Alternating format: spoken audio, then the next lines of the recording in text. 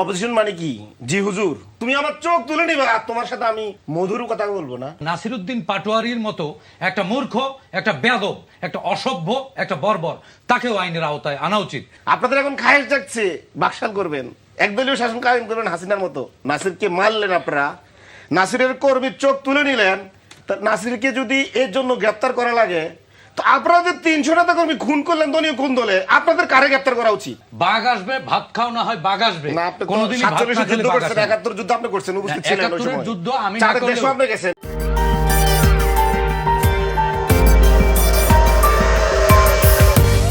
আপনি যদি 1991 থেকে 96 পর্যন্ত বিএনপির সন্ত্রাস, দুর্নীতি, চাঁদাবাজি দেখেন, 2001 থেকে 6 পর্যন্ত বিএনপির বিচার বহির্ভূত হত্যাকাণ্ড দেখেন এবং এই বিএনপির দুঃশাসন দেখেন, আপনি নিশ্চিত হবেন এটাই বিএনপি।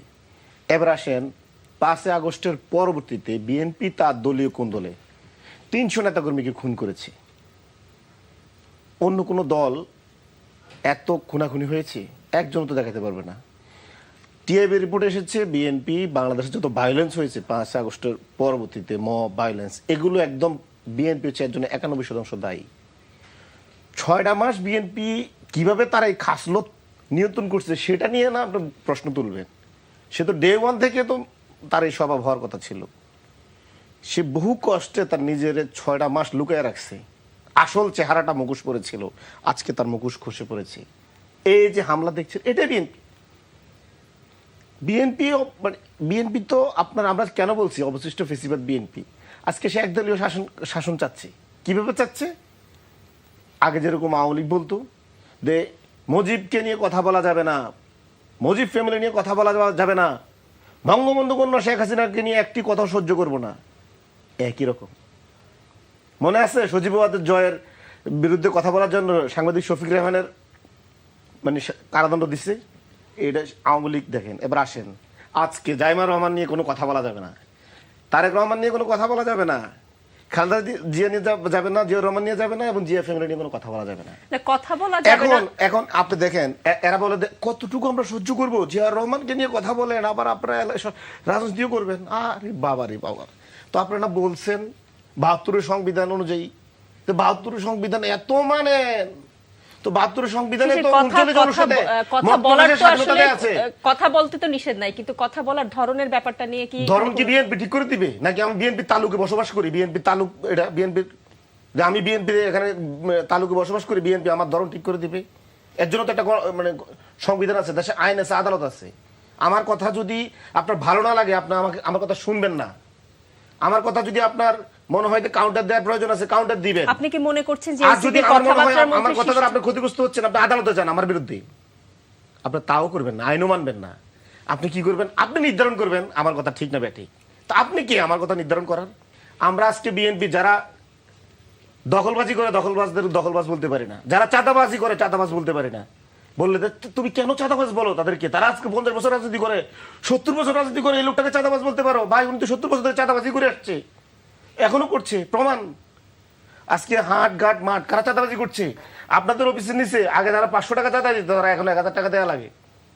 দেখেন কারণ বাজারে নিয়ে রিপোর্ট হয়েছে কিছুদিন আগে, কারা নিচ্ছে চাঁদা? এনসিপি নিচ্ছে। তো আমরা চাঁদাবাজকে চাঁদাবাজ বলার অধিকার রাখবো না।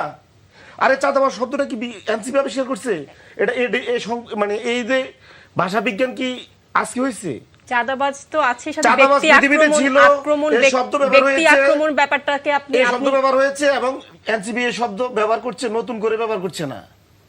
স্বরাষ্ট্রমন্ত্রীকে নিয়ে আক্রমণ করা হচ্ছে, সালাউদ্দিন কি আক্রমণ করা হয়েছে? স্বরাষ্ট্রমন্ত্রীকে নিয়ে আক্রমণ করা হয়েছে, তাদেরকে বলা হচ্ছে না, তাদেরকে যে তারা ঠিকভাবে দেশ পরিচালনা করা হচ্ছে না, কাফের বিভিন্ন ধরনের মন্তব্য বিভিন্ন সময়। আচ্ছা আমাকে বলেন, স্বরাষ্ট্রমন্ত্রীকে নিয়ে বা বিএনপিকে নিয়ে এনসিপি কি মানে কথা বলছে? যেটা হচ্ছে আপনি এনসিপি কে তো হ্যাঁ এরকম যদি কিছু বলে থাকে প্রমাণ সহকারে প্রধানমন্ত্রীকে নিয়েও তো বলা হচ্ছে। হ্যাঁ, প্রধানমন্ত্রী তো এখানে ব্যক্তি না, প্রধানমন্ত্রী তো এখানে ইনস্টিটিউশনকে অ্যাকাউন্টেবল আমরা করবই। অপোজিশনের প্রধানমন্ত্রী পদ নিয়ে কথা বলবে, তার দায়িত্ব অবহেলা নিয়ে কথা বলবে, অযোগ্যতা নিয়ে কথা বলবে, গাফিলতি নিয়ে কথা বলবে।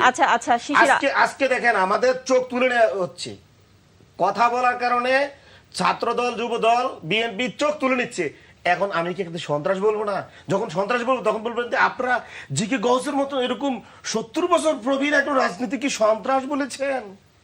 উরে বাবারে, আমি তুমি আমার চোখ তুলে নিবা, আর তোমার সাথে আমি মধুর কথা বলবো না? একটা উস্কানি দিলেই কি শুধুমাত্র উস্কানির জন্য একটা বাচ্চার একটা শিশুর কি চোখ উঠায় নিতে তাহলে পারে? শেখ হাসিনাকে কেন আপনি অপরাধী মনে করেন?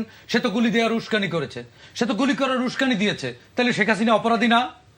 যদি শেখ হাসিনা অপরাধী হয়, নাসিরউদ্দিন পাটোয়ারিও এই চোখ হারানোর জন্য সমান অপরাধী।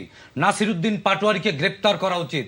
যদি দেশে আইনের শাসন প্রতিষ্ঠিত হয়, তাহলে যে ছেলে মেরেছে তাকেও আইনের আওতায় আনা হোক, এবং নাসিরউদ্দিন পাটোয়ারির মতো একটা মূর্খ, একটা বেয়াদব, একটা অসভ্য, একটা বর্বর, তাকেও আইনের আওতায় আনা উচিত।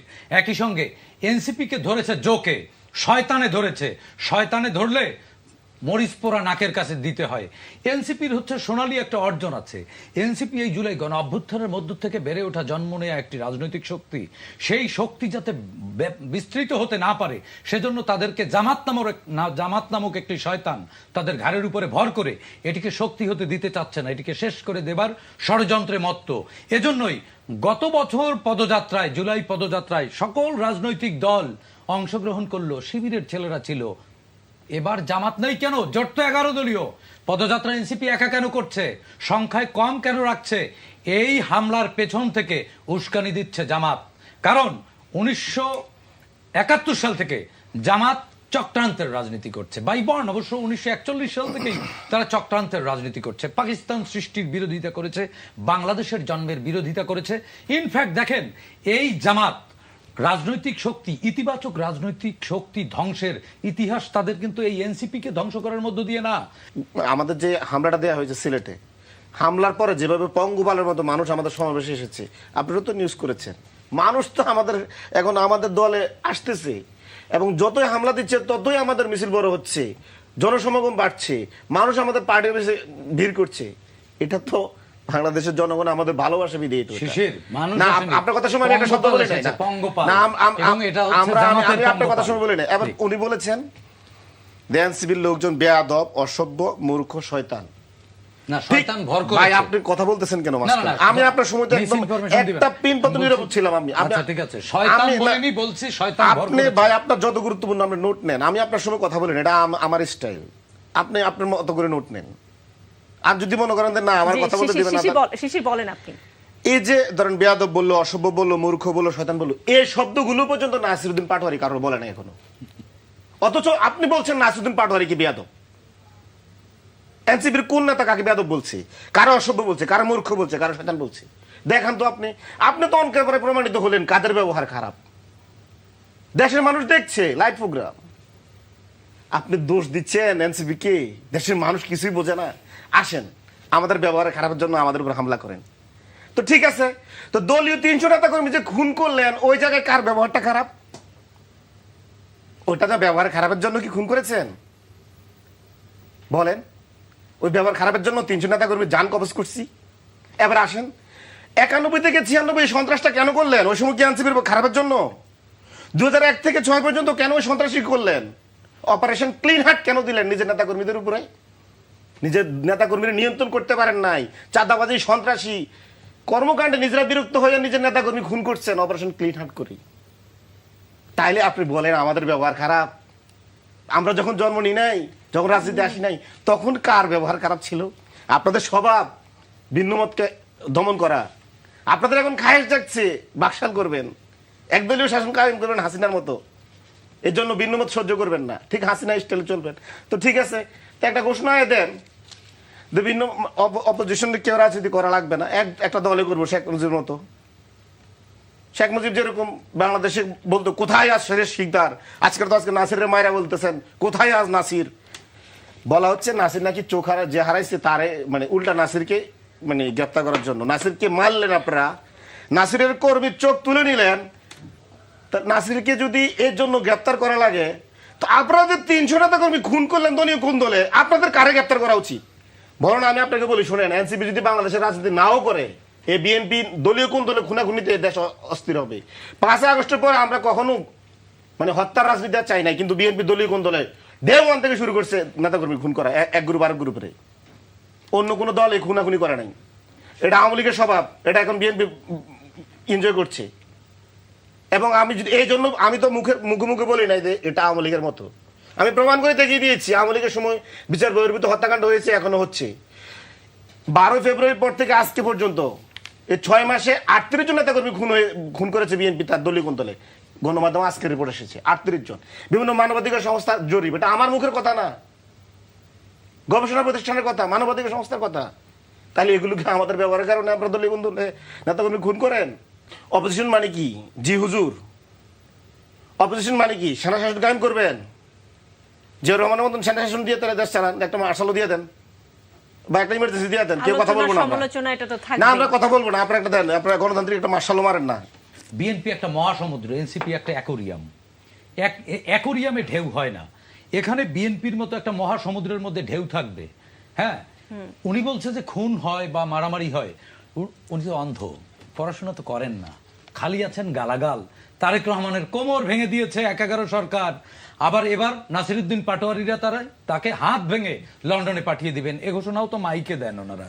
হ্যাঁ, কোমর ভেঙেছে 11, এবার হাত ভেঙে দিবেন, এ ঘোষণা ওনারা দেন। 91 থেকে 96 কি দুর্নীতি দুঃশাসন দেখেছেন।